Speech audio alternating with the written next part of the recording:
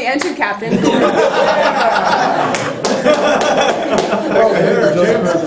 All right, we're all awake. So I actually am Karen Klemic. I'm normally the district archaeologist on the Placerville Ranger District on the El Dorado National Forest, but I'm down here doing a detail as the forest archaeologist, heritage program manager, and tribal program manager for the Cleveland.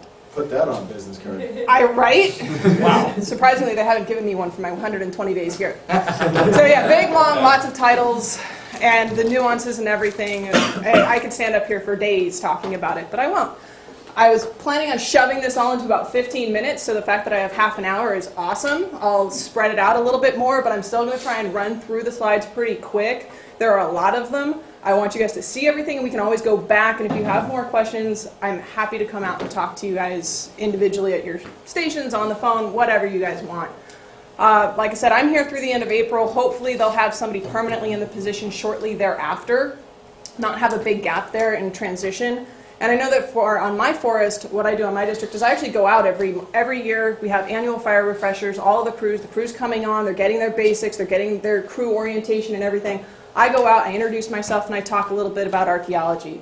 So I've mashed some of those slides from that kind of conversation I have with my local groups, and I also teach RX 310 up at McClellan, which is the fire effects course, and I teach cultural resources module for that.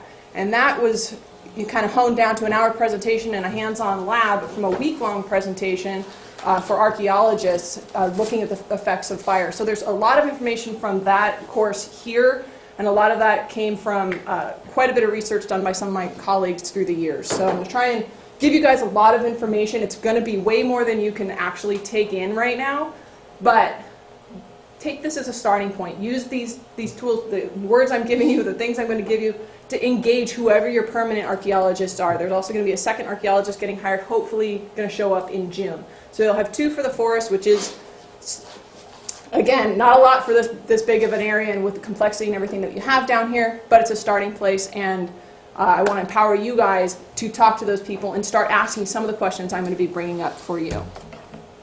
So first of all, when I say culturally resourced, do you know what I'm even talking about?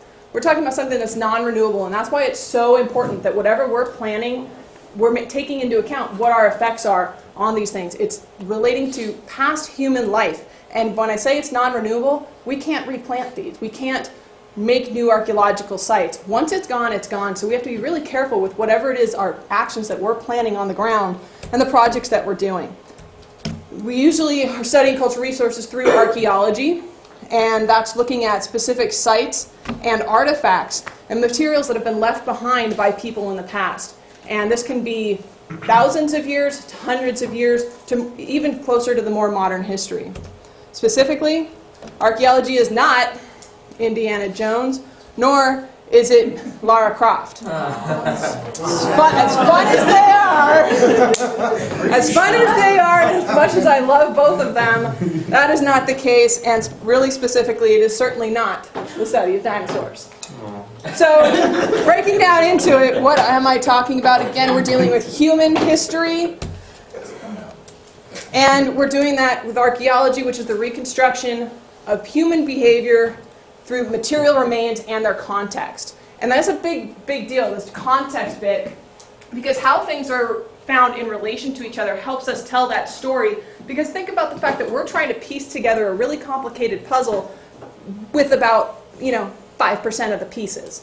So that's something where you'll start to have archaeologists will get really twitchy when you have things like bulldozers running around and you have people with hand tools. And we look at the world in little layers and in small pieces, and we're trying to make a story out of what we're finding. And that can be destroyed really quickly by some of our projects. And because I'm not just standing up here on my soapbox because I think it's cool and you all have to listen to me, just to show, there are a lot of laws, regulations, and rules that have been approved through the years and are enforced through the years because other people think this is important. It's important to our whole history as a country. And going back to 1906, they realized that people were stealing artifacts and were looting sites and were destroying our cultural history. And so they came up with this Antiquities Act, and other laws have kind of followed suit. And these all deal with specific things, and you don't need to know all of these things. You just need to know that they exist. Somebody like me knows all of these things, and you can ask me the questions to make sure that we're in compliance with those. A couple of specific ones I want to talk about right here, the National Historic Preservation Act, the National Environmental Policy Act, and the Archaeological Resources Protection Act. Those are kind of the three big ones. This is the one that says don't steal stuff. This is the one that says we need to consider our effects to cultural resources. And this is the one that says we need to disclose our effects to the greater public because we're managing their resources. What we're managing on the land is not ours, it's not mine, it's the American public's. And we're doing this on their behalf, so we want to be clear with them what it is that we're doing.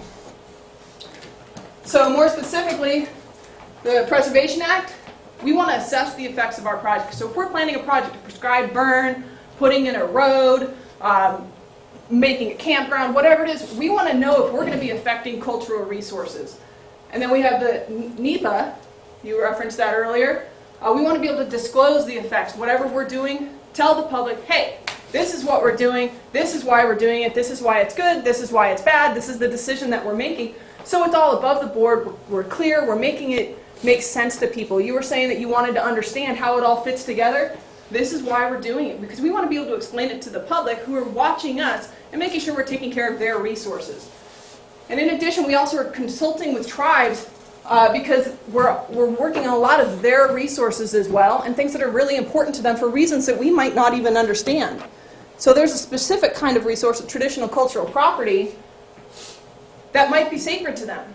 This is Mount Shasta. The entire mountain and the valley surrounding it is sacred to the tribes in ways that we can't even understand or fathom, and things that we might think are a great project or really good for the land, or hey, we want to suppress that fire with bulldozers. That's really offensive. And so we have to work with the other agencies on government-to-government basis to consult with people and talk to people and understand what their needs are and how we can work with that. So why are they important? Well, you know, they're talking about how people lived and worked in the past, what resources were there, how we as a culture and a society have evolved through time. And they tell us specifically about trade relationships. They also are, where's the last? There we go. They're also providing information about types of materials that were around, tools, site use. Does this work? Oh, no. That's fine. No, that's fine. I've got a little clicker thing. I'll get it from No, it's fine. That's fine. I'm just trying to stay out of the way of the screen. No, it's all right. So, also really important is that really clues about landscapes. Right now, there's a lot of talk about climate change, and cultural resources are one of the things that we can use to tell us about how climates have changed over time, how the resources have shifted through time, and also how people were managing the landscape in the past. Something fun here. Cultural resources that might be affected by fire, if you're thinking about that. Okay, yeah, we have a wooden structure here. It's actually a caterpillar collection hut. Something that's a little bit more subtle that we might not realize, talking about how people managed landscapes in the past. It's actually a caterpillar collection ring. You can see actually where it divots in. These are found on the eastern side of the Sierra. And it's showing the way that native populations were using the landscape, using the resources, and actually making changes to the landscape to make their resources easier to manage. And these are the kinds of things that can be lost very easily during fires, either prescribed or wildland. So specifically talking, I mentioned this act that, again, you guys don't really need to know all that much about, but I do. And we're talking about effects. So when we're doing a project, we have the potential to affect something. And it's a definition. And this National Register of Historic Places, these things are all, linked up together. We're supposed to be considering the effects of things that are on the National Register. We're not protecting every can scatter, every bit of chipstone, every bedrock mortar, every structure. We're protecting the things that should be on the National Register. And there's a set of criteria for that, and there's integrity, and there's all kinds of things and nuance that people like me have to know. You guys don't. But the important part is, whatever we're planning, we don't want to be having an impact to these things. And not every project, not every effect is actually bad. So an effect is looking at how things that could be eligible for that National Register based on those criteria I was talking about that I don't want to go into because it's more involved conversation. Here you go. Thank you. Sorry about that. Yeah, no worries. All right, so now I should be able to stay out of your way. They were looking at different kinds of items that might be on that National Register and things that could be affected. These trees, these junipers, were used by the Native Americans. They would actually cut pieces out of them and let them cure on the tree so that in 5-6 years when they came back, they'd be able to harvest a nice straight shaft for a bow. These are modified items in the natural environment that are very susceptible to fire. Now, when I was talking about effects, not all effects are bad. We're really concerned about these ones that are going to affect whether or not something could be on that National Register. And that's the conversation that I want you to have with your archaeologist. It's like, all right, you're telling me that I can't burn within this site. Why? Why can't I burn it? What are the effects? What's the value of this site? Have that conversation. Engage with your archaeologist about that. So you're thinking about, okay, when you superheat granite and starts falling off, maybe it's not a big deal if it's just granite, but then if you have a petroglyph on it, that's going to be destroyed, and that will absolutely be an adverse effect to that site. But you guys all have the tools to mitigate our burn plans, as you're writing your burn plans that you were talking about, to control those factors that we're going to talk about that are actually going to affect or not affect the values of those sites. So let's look at some of the things in the fire environment really quick. Specifically, what I'm concerned about when I'm looking at burn plans and proposals for prescribed burns, how hot's the fire going to get? How long is it going to be hot for? What are the resources in that burn area? And what's their relationship to the heat? And can they even be affected by the heat? And are there other parts of the fire environment that are going to cause issues? So really what I'm looking at, talking about pretty straightforward soil picture. When you have a fire coming through, you have a heat pulse that's coming up. That's the flames, the heat coming from the surface, going to be really detrimental to things like rock art, structures, things on the surface. But then coming through as well is a heat pulse that's also going to be going down into the surface, which is where a lot of archaeological materials are. And that can actually be really cause a lot of impacts of things subsurface. There is a slight insulating layer of soil that'll help buffer some of that. But we have to be really careful because the longer things are burning on the surface, the more heat is actually going to be transferring into the soil and destroying those non-renewable resources. We also have to be worried about things like smoke and whatever else is getting put up into the air as a result of the fire.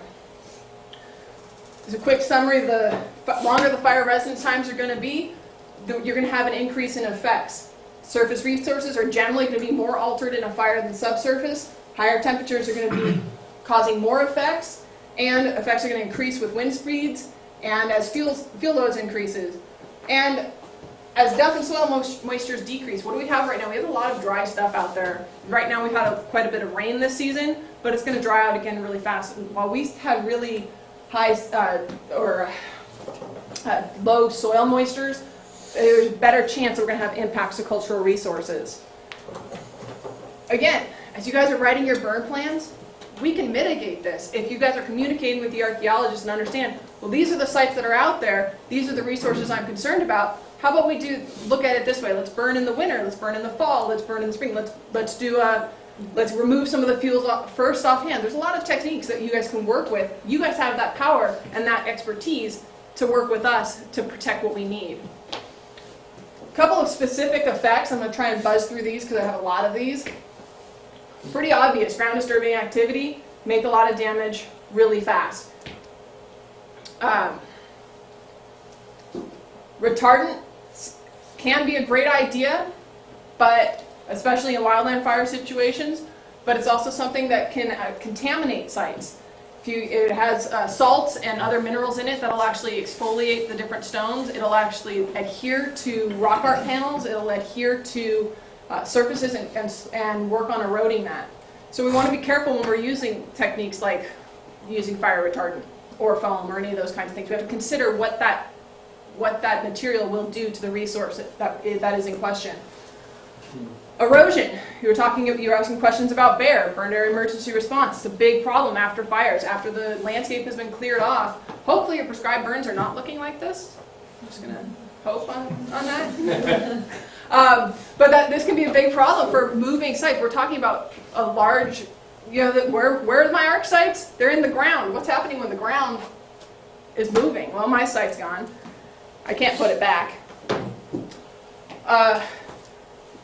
Burn operations, fire line constructions, using ATVs, all these things, ground disturbing kinds of activities that can be moving those resources, moving those artifacts around the site or around the landscape. Increased erosion, tree mortality, more blowdown, increased fuel loads into the future. I mean, it can be this cycle of fuel coming off the land and going back onto the land, and having these subsequent high-intensity burns is bad.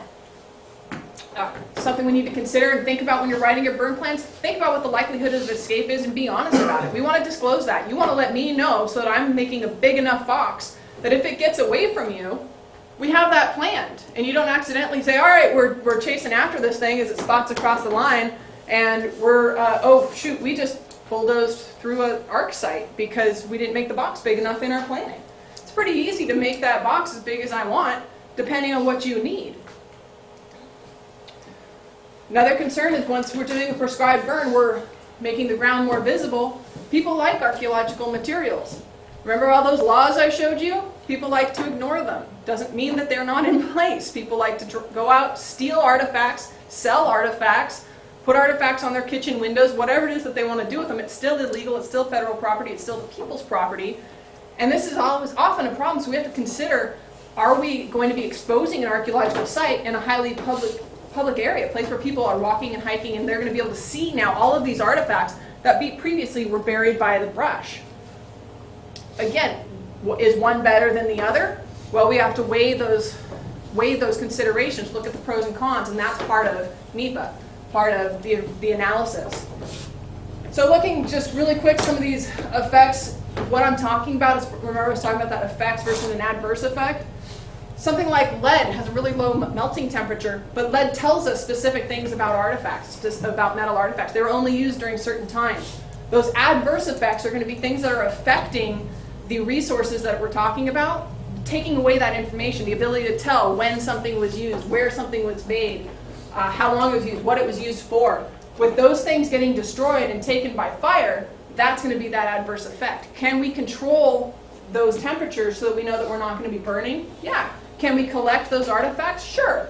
Can we put them back? Yes. There's a lot of techniques that we can do to protect the values that are inherent in these artifacts that are still out on the ground if we know that what the parameters of your burn are going to be.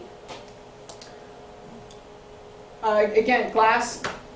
Glass is a great example. We can use certain types of colors of glass. We can still get information even though the glass is melted. We might not be able to tell when it was made or where it was made or what it was used for, but we can at least get a date for a site based on the color of the glass. Based on if it had some embossing left, we might be able to get what it was. Based on the way that it was made, as far as how the bottle itself was constructed, was it made in a mold, was it made by hand? Those are all time-sensitive kinds of things. Information that weird people like me can actually pull out of bits of broken junk and tell a story or tell part of a story if we have those pieces still in place. So again, we don't need to protect absolutely everything. We just need to be very conscientious of what we're doing and how it's going to affect the values of these things. Generally, prehistoric items, especially the organic ones, are very susceptible to fire. Not a big surprise there. We have these here on the Cleveland. We have baskets. We have pottery. We have things that we have shell that will be destroyed in fire. So we have to be really careful as we're planning to make sure that we're taking that into consideration, getting some of those fuels off the ground. It's not to say that fire hasn't been burning through these areas, but not with the fuel loads that we have right now. Yes, fires have been happening on the landscape for thousands of years, and these things have gone through burns before. But remember how I was talking about that heat pulse going down?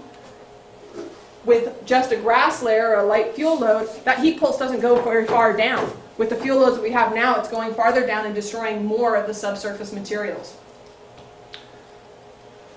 Like I said, we have shell here. It's second only to bone for destruction, second only to wood for destruction in fire, and it gives us lots of information.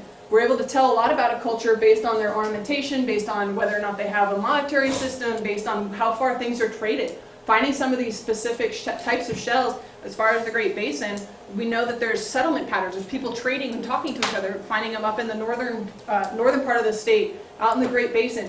down in the south. We find them all over the place. We know that there's trade patterns and people going back and forth and talking and working together. Ceramics, again, we have those here on the Cleveland, and there's things that we can tell. We can tell where they were made, when they were made, the kind of material they were made from, what they were used for. There's a lot of information that'll be lost. And stone tools are just as susceptible, maybe a little bit more resilient, but they can still lose the information that tells us things. Projectile points we find at sites tell us things. They tell us how old, when they were made, what the people were hunting, what kinds of materials were available. These 2 points I can actually use, and looking at the size and the shape and everything, I can come up with a good date for when that site was occupied. If after the burn all that's left is this does not tell me the same amount of information. This tells me the material, and maybe it's not a local material, but I can't tell you anything else about what was going on. The types of materials will change. It looks like very different kinds of stone just from being heated. Sometimes artifacts will actually go to a point where they'll start as like a core, which is what they would have made blades or blanks for projectile points or anything like that, taking off of a bigger nodule of a good sort of material, a chert or an obsidian. It'll explode. That other thing, same thing here. These are artifacts. This is junk. This is not an artifact. This doesn't tell me anything unless I have all the pieces and I can put them all back together. But how often am I going to find all of the pieces to make that happen again? And this is something just from being heated. Again, the types of flakes. These are things that I would find, and these tell me a story. But as these pieces are popping out, these little pot lids from being heated and cooled, and as they're cracking, I'm losing that little bit of information that I have. Yes, I can still say it's chert. Yes, I can still say it's a flake. And yes, I can still say it's, culturally modified. But if there was some residue here that somebody with a fancy microscope could actually look at and tell me what was being cut, because that actually exists still in this stone. Was it a plant? Was it an animal? Sometimes they can tell the kind of animal. Was it a fish? They can get that residue and based on the polish of all bloody things off of the outside of these stones. And it seems like such a weird little thing, but all of those pieces, all of that information is gone because it was popped off in a fire. Now there might be another piece. We might not have lost everything from this site. Again, effect versus adverse effect. But if this was the only piece of this material at that site, it's now been compromised. Was that enough to cause that adverse effect? Obsidian is an awesome material that we have. It's traded. It's not found everywhere, and it has a lot of information in it. It can tell us what volcano it came from, what actual flow it came from. It can tell us where, because they have a unique signature as far as the flows, and it can actually tell us it's called obsidian hydration dating. This weird characteristic of obsidian is that it absorbs moisture from the air. So as each of these flakes are knocked off of this tool, it starts absorbing moisture from the air, and it's done at a constant rate. So people, again, with fancy microscopes, not me in the Forest Service, they can actually look at a sample of this and say how long ago these flakes were taken off of this piece of obsidian. Which means that we can get a pretty close date as to when this tool was made. That's pretty incredible. If that thing gets heated up, what happens to water when it's heated? It evaporates. That information starts going away at about 200 degrees. And so that information is there, and we can protect that information if we're planning our projects correctly. We know that these resources are there, and we know that they need to be protected. I just threw this one in here really quick just to talk about, remind myself that a lot of times we're talking about prescribed burns, we don't want to see big flame links and everything like that. Generally, specialists get really scared about big flame links. As an archaeologist, I'm more scared about the smoldering fire. Something that's going to be there for a long time, putting a lot of heat in the ground, because that's where my resources that have been protected from looting and everything in the ground, that's where they're sitting. So the more heat that we have built into the soil going down, the more they're going to be affected. And even groundstone, like we were talking about that rock art earlier, this is a material that actually has pollen, has animal protein still in it. We can actually test this and find out what was there. They've done tests on these and found plant species that they were not expecting in the area were actually from the brownstone that was left behind from the grinding. You can also tell whether they were used to grind up animals, the types of animals, the proteins that are left behind, and those get destroyed in fire. Bedrock mortar cups, I'm sure most of you have at least seen them somewhere at some point. They happened to escape this snag that fell. This snag had been noted on the site record. We knew that it was there, or they knew it was there. I wasn't on the forest yet. And the snag fell during the fire, and you can tell what it did with superheating of this soil, of this rock, and it exploded it. Thankfully, it missed the bedrock mortars, but this could have been mitigated and not been a risk at all. Could have had a crew out there and knock that thing down, and now it's not a problem. So it's just something to consider. You can tell the burn that went through here, and you can see that this could have been a really significant impact to that resource. Looking again at that same outcrop of how the heat, superheating, will actually spall off this rock. And that could be a very big concern when you're looking at things, like I said, about rock art. Pre-fire, post-fire. Pretty big difference between what that panel says and what this panel says. And that information, those petroglyphs, they're lost forever, except for what we have as far as photographs. So what can we do to change the environment? Change the fire? We like triangles of fire, right? Change any leg of the triangle, we change the effects, right? Pretty simple. Typical treatments, flag and avoid. Flag line's my wall. Doesn't mean you can't go across it. Actually, I encourage you to. I want to treat within sites, and I hope that whoever you get permanently here wants to treat within sites. So we have a habit in the Forest Service of creating these vegetation islands on archaeological sites, which does what when a wildfire comes through? It makes them super hot! That's not good! So we want to try and treat. We can isolate specific features and things with fire lines. Yes, it takes a little bit more time. It gets firefighters more involved and more interested in what they're doing. It empowers them to be protecting and be better stewards. But it makes us be able to treat, again, within those sites. We can remove fuels. If we know that there's something that's going to be at risk, if all this brush is going to be burning and we have something, a shelter here or something, the rock art that we're concerned about, what precludes us from getting out there early and knocking some of that back? Directionally felling trees. Direct protections, like actually covering structures with shelters. Using mist tactics, not just for the wilderness. Looking at scheduled burning during specific seasons. Sorry, that was going to be the protection measures again. As part of this was part of a wildland fire where they actually started with just putting a line, ultimately ended up having to put shelter material over it as the fire got closer and as the risk increased. We can, again, removing fuels around resources. Lining it, cutting line, keeping the fire away from actually engaging it. Railroad ties, you have a nice scratch line running right along the side of the burn. You light off from that scratch line, you have a pretty good chance that it's not going to jump back across and burn those ties, especially if we do it when the winds are right. And now we've protected this resource, and we've achieved our burn goals. Water retardant and foam, not a bad thing, as long as we understand that there might be some cleanup, there might be some issues afterwards. This structure was covered in retardant. That retardant is bad for the wood. That's going to need to be cleaned up, but the structure's still standing. So weighing the costs versus the risks and weighing those benefits, those are things that we take into account as we're planning projects. Again, having crews out there monitoring sites on the ground.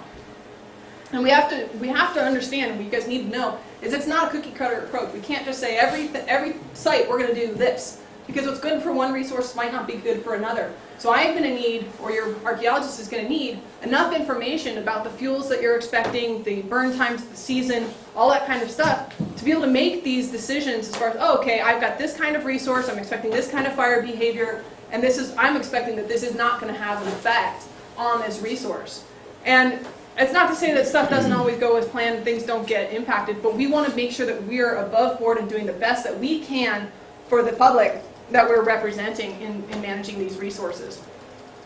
So a really quick example as I wrap it up here, talking about a burn unit that actually this did happen. This was the burn unit planned along this ridge, crossing a trail. You have a nice little rocky lava cap to help hold that fire. Archaeologists had found 3 sites out there, unique little sites. And she went out with archaeologists, she went out with the fuels officer. They flagged out a nice flag line for the crew to go out and cut in and protect it. The there's the actual burn unit overlap, so you lost a little bit of your burn unit. Not a big deal. The fuels officer was content with that. Crew went out because they didn't understand what was at risk. They were apparently not involved, not prepped by the fuels officer. They cut the line across the lava cap because for fuels management that makes sense. Well, what did they do? They just went through 3 archaeological sites to avoid, because they didn't want to go around them as it was laid out. So this is really important that you engage, you ask questions, you understand why. And I'm not saying that every archaeologist is going to share everything with you. I would, because if you know, you can protect it. I hope that whoever you guys have is going to be in that same model, and I hope that you guys will take this information and go to them with these concepts. Look, I want to protect your sites. I need to know what's there so I can. I have the knowledge of the fire and the knowledge of what's going to be happening, and I'm going to give you every bit of information you need to make good archaeology calls. Let me understand what it is that I'm protecting. So, if you guys have any questions, I'll take them. Otherwise, we can write about half an hour now. So. Yeah, fair enough. Any questions immediately? We'll have time for discussion and stuff later too. We have time for a couple questions. Do you guys ever GPS and remove artifacts when Yes. there's a fire coming or we're gonna burn? Yeah, we generally try not to, just because then it causes a problem with storing of those artifacts. But for certain kinds of things that would be really susceptible to fire, we would, and we can. Hopefully then we would return them back out to the fire, but again, that's to that area after it's burned, back to the site, because we don't want to be storing everything, because curating of archaeological materials is it's an important task, and it actually takes quite a bit of effort. So that has happened, and it can happen. It takes time to go out and recover it. It takes time to go out and put it back. So it's just, again, weighing those. Anybody else? Do we have access to your ArcSite maps? No, not specifically. That's fine. We can work together. Archaeological resources are protected. They're confidential. Depending on the comfort level of your archaeologist and your working relationship with them, they may or may not share that information. More specifically, on a broader scale, I would hope that on a project level scale, you would know what resources are out there and you would have those mapped. I know for the projects that I do on my district, when we're doing a burn or something, I make sure that all the firefighters have the maps and know what the resources are, because they might be needing to make decisions out during the burn to protect those. And it was worked out really great. There was a escape. We'd had part of a prescribed burn happened. The two local engines knew of this site that was there, and they protected it as part of this prescribed burn. The next season, a fire started in that same meadow, and those guys went out and they protected that site because they knew it was there. They knew where the features were. They knew it from the year before when we had done the prescribed burn. And while I'm sitting at the gas station filling my rig, I can hear them on the radio, and I was like, well, I know engine 65 and 6 are there. They know where the sites are. I'm not really in a concern to run back to the office and grab my gear and get out there. They'll take care of it. And so I was able to tie in with them and not get myself in their way while they're doing IA. So again, as you get more familiar with your own resources on your district and you're able to better respond, those things can become available, but it's going to be a judgment call based on your relationship with those folks. They are confidential. It's signed in a confidentiality agreement. But as federal employees, we're all charged with protecting these things, and we should all have access to them. Okay. I'm just curious if any of my supervisors, I mean, we know the arc site that's adjacent to where we're burning, but I don't know if anybody really knows the extent of how far it goes. And that's something you can always ask. You can. I really do. All of you guys, I really, really recommend, if you have questions, ask them. And you shouldn't be just told, no, it's not something for you to know. I hope that that's not the case anymore. That was for a long time, and there are a lot of archaeologists that is still their MO. I'm always preaching that we shouldn't be doing it that way. Because if you guys don't know what's out there and what it is that we're protecting and why, how is it going to be protected? Because I'm only me. I'm only one. And with all of you guys, we're like 300, so. And you're working for the forest right now? Yes. I'm out of the supervisor's office as a forest archaeologist. Do we have an archaeologist that's on the district? I wish you did. No, there is not. We don't have anything on the district. No, What is the tribute to us now? there will be. There will be a second archaeologist that we can, between the two positions, they'll be able to split the forest, and we'll see how that works with the workload and if there needs to be additional archaeologists or not. But for right now, that's what we're working with. Cool. Because When again, we work up at downsides. El Carrizo, we got that arc site up there in Fremont. If you ever go up there and take a look at it, stop by. I will. I absolutely will. Maybe we'll bring a record and drag you guys out with me, so you know what's in your backyard. So, if that's good for now, I'll pass it off to. Thanks, you guys. You just want to know to go on eBay. What? You just want to go on eBay. How much is this worth? That's a refreshing approach, actually. I know as a fuels manager and implementer, it's always like the best we can get is flag and avoid, and I don't want to know every little detail, but it really, like you said, it helps us to make decisions, and it helps us to evaluate, because if it's just a bedrock mortar or something, that's one thing, but if it's more important than that or more rare, then we might go to more effort, so as an implementer. So I like that approach. I wanted to make mention that we have one more person joining us, and that's Andrea Nate. She's a, what's the title? Province Air Qualities? Yeah, I'm just an air quality specialist for the region. Just an air quality specialist. That only works for my state. Sounds good to me. So I appreciate Andrea has joined us too, and do a good job, Joe. So thanks for coming out. Have a good time. And the incinerator's here. So take a look at that. Yeah, we get a break. Fired up. Well, we might be able to. We can at least probably turn it on. Yeah, if anybody wants to see the incinerator, it's here in Goose Valley now. I brought it so Andrea can see it. Well, I didn't pray. I asked you to bring it. Do we need to break real quick while the next person's set up? Are you guys all right? Sure. All right, real quick. All right, like just take care of your business and get back. This isn't 10 minutes. Sit around. And, 3. Hey, look at this guy. Let's get to the raspberry.